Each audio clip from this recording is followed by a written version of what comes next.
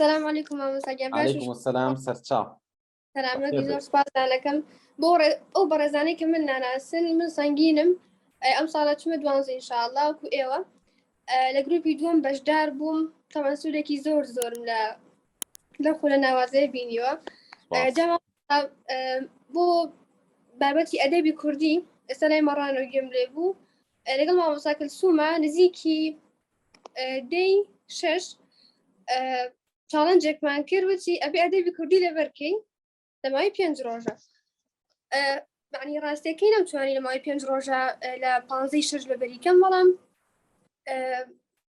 لە هەردەی شەشار لەبەرم کرد بەس بە مایەکی کەم الحەمدولیلا ڕاستە مادبوونێکی زۆری وی چونکە خۆتان نەزانن ئەدەبی کوردی زۆر وشکە بابەتەکانی خۆش نییە بەڵام الحەمدولیلا ئەوەی کە من چاوەڕوانیم ناکرد کێشەم لە ساڵا هەر نەبوو ئەوەی کە من دایما گیرم پێوە خوارد ساڵەکان تۆزە کێشەم لە ناوەکانە هەبوویش چارەم کرده بوو بەناوی خزوشتم ئەشوبهاند الحەمدولیلا لە ماوەی 9 ساعات 40 دقیقە هەموویم لەبەر کرد تقریبا بۆ هەر لاپەڕێک کە حسابم کرد 11 دقیقەی پێچووە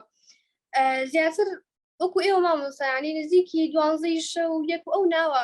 کاتی بایۆلۆجی منە تۆزە زانجمەکە ئەوە جا شتێکی تریش کە لە پۆلی 11 کاتی امتحانی شاز زۆر سوودم لێبینیم تەمان ئەم تەکنیکانە بوو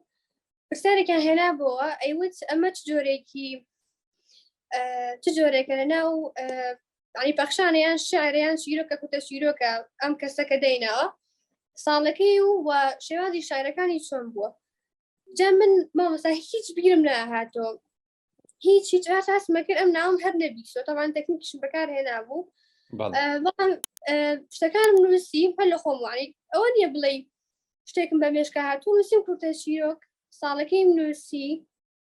ئەنجا نووسیم شێوازەکانی چۆن بووە شێوازی شاعرەکانی پیشانی مامۆستاکەم بە مامۆستای کە لەسەر مابوو امتحانی شاز مامۆستای کوردی بوو تو مامۆستا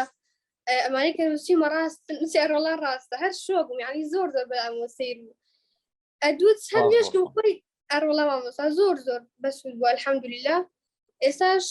لە خولان بۆ پۆلی 12 زۆر دەسوودم لێبینیەوە سوپاس بەخوا سپاس بۆ خۆی گەورە